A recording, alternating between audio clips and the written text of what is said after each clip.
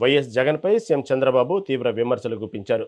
బ్రతికి ఉన్న తల్లిని మర్చిపోయి చనిపోయిన తండ్రికి మాత్రం జగన్ పూజలు చేస్తాడని, తల్లిని మాత్రం ఆస్తి కోసం హింసించేవాడని, తల్లికి ఆస్తి ఇవ్వడు కానీ తండ్రికి పూజలు చేస్తాడు, ఓటులు కావాలి కాబట్టి. నేను తల్లికి వందనం ఎందుకు పెట్టానంటే పిల్లలకు తల్లులుంటే శాశ్వతమైన గౌరవం ఉండాలి కాబట్టి అందుకు పెట్టానని అన్నారు.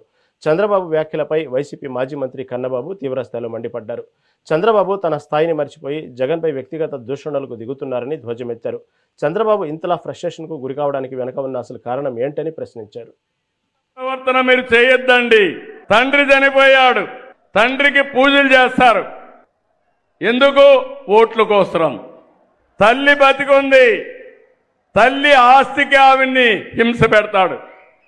అంటే తల్లికి మాత్రం ఆస్తి ఇవ్వడు, కానీ తండ్రికి మాత్రం చనిపోయాడు కాబట్టి ఓట్లు కావాలి కాబట్టి పూజలు చేసే పరిస్థితికి ఉన్నాడు. అవునా కాదా?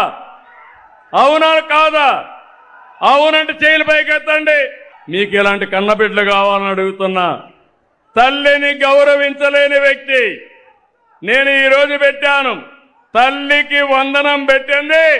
పిల్లల్లో శాశ్వతంగా తల్లులంటే గౌరవం ఉండాలని, ఎంత పెద్దయినా తల్లి తల్లి, బిడ్డ బిడ్డే. అవునా కాదమ్మా? ఇలాంటి వారసత్వాన్ని, ఇలాంటి పనులు చేయాల్సిన వ్యక్తుల్ని మనకు కావాలని అడుగుతున్నా.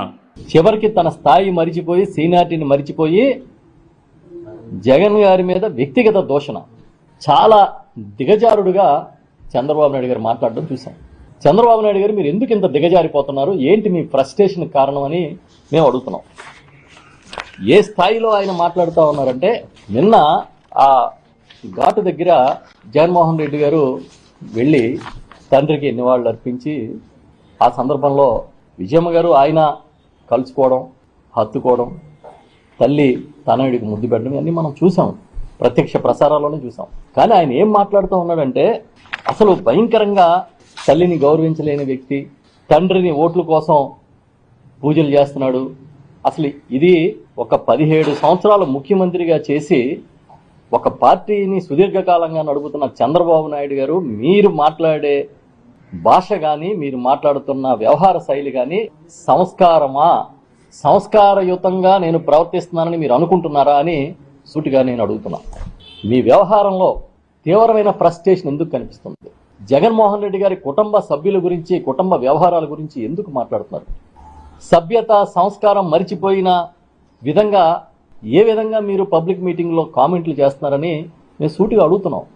లేదు ఇదే పందాని, ఇదే పద్ధతిని నేను ఎంచుకున్నాను అని అంటే బహిరంగంగా చెప్పండి. అంటే వైఎస్ఆర్ పార్టీని, పార్టీ నాయకుడిని చాలా కించపరిచే విధంగా ప్రజల్లోకి ఒక భావన క్రియేట్ చేయాలనే ప్రయత్నం మీరు చేస్తున్నారు.